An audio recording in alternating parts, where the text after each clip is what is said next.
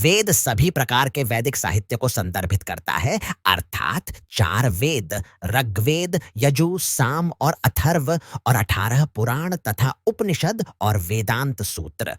मूल रूप से केवल एक ही वेद था और उसे पढ़ने की कोई आवश्यकता नहीं थी।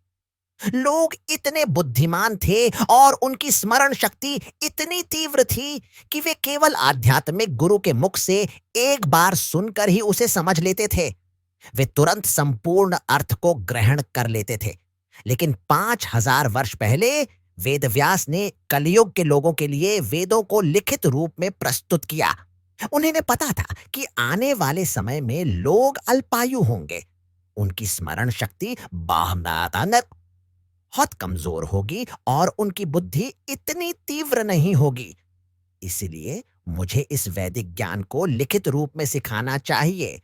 उन्होंने वेदों को 4 भागों में विभाजित किया, ऋग्वेद, साम, अथर्व और यजुर।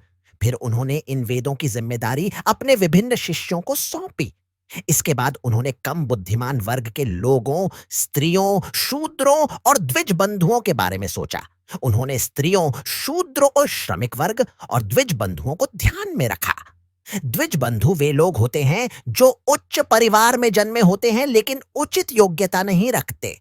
जो व्यक्ति ब्राह्मण परिवार में जन्मा है लेकिन ब्राह्मण के रूप में योग्य नहीं है, उसे द्विज बंधु कहा जाता है। इन लोगों के लिए उन्होंने महाभारत की रचना की, जिसे भारत का इतिहास कहा जाता है, और 18 पुराणों की भी रचना की। ये सभी वैदिक साहित्य का ही हिस्सा हैं। पुराण, महाभारत, 4 वेद और उपनिषद। उपनिषद वेदों का ही भाग है। फिर वेद व्यास ने सभी वैदिक ज्ञान को विद्वानों और दार्शनिकों के लिए संक्षेप में प्रस्तुत किया, जिसे वेदांत सूत्र कहा जाता है। यह वेदों का अंतिम सार है। वेद व्यास ने वेदांत सूत्र को अपने गुरु महाराज, आध्यात्मिक गुरु नारद के निर्देश पर स्वयं लिखा, लेकिन फिर भी वे संतुष्ट नहीं थे। यह एक लंबी कथा है जिसका वर्णन श्रीमद् भागवतम में किया गया है।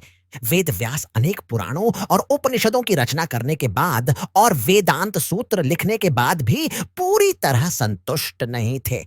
तब उनके आध्यात्मिक गुरु नारद ने उन्हें निर्देश दिया, तुम वेदांत सूत्र की व्याख्या करो।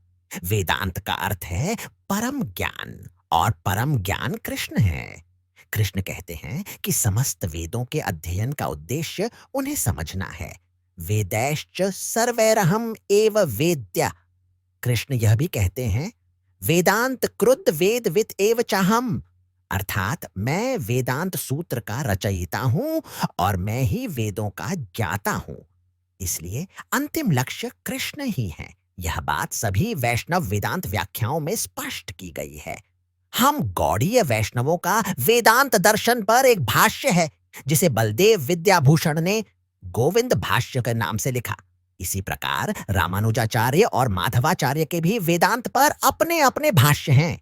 शंकराचार्य की व्याख्या ही केवल एकमात्र वेदांत व्याख्या नहीं है। कई अन्य वेदांत भाष्य भी मौजूद हैं, लेकिन चूंकि वैष्णवों ने सबसे पहले वेदांत पर कोई भाष्य प्रस्तुत नहीं किया, इसीलिए लोग गलत धारणा रखते हैं कि केवल शंकराचार्य का भाष्य ही एकमात्र वेदांत भाष्य है। इसके अलावा स्वयं वेदव्यास ने भी वेदांत का एक पूर्ण भाष्य लिखा है, जो श्रीमद् भागवतम है। श्रीमद् भागवतम की शुरुआत वेदांत सूत्र के प्रथम शब्दों से होती है, जन्माद्यस्य यतः, और जन्माद्यस्य यथने का पूरा स्पष्टीकरण श्रीमद् भागवतम में दिया गया है। वेदांत सूत्र केवल एक संक्षिप्त संकेत देता है कि ब्रह्म अर्थात परम सत्य क्या है। परम सत्य वह है जिससे सब कुछ उत्पन्न होता है। यह केवल एक संक्षिप्त सारांश है, लेकिन इसका विस्तार से विवरण श्रीमद् भागवतम में किया गया है। यदि सब कुछ परम सत्य से उत्पन्न हो रहा है, तो परम सत्य की प्रकृति क्या है? यह श्रीमद् भागवतम में स्पष्ट किया गया है। परम सत्य चेतन अवश्य होना चाहिए। वह स्वयं प्रकाशित है। हम अपने ज्ञान और चेतना का विकास दूसरों से ज्ञान प्राप्त करके करते हैं, लेकिन उनके लिए कहा गया है कि वे स्वयं प्रकाशित हैं। वैदिक ज्ञान का संपूर्ण सार वेदांत सूत्र है, और वेदांत सूत्र की व्याख्या स्वयं वेद व्यास ने श्रीमद् भागवतम में की है।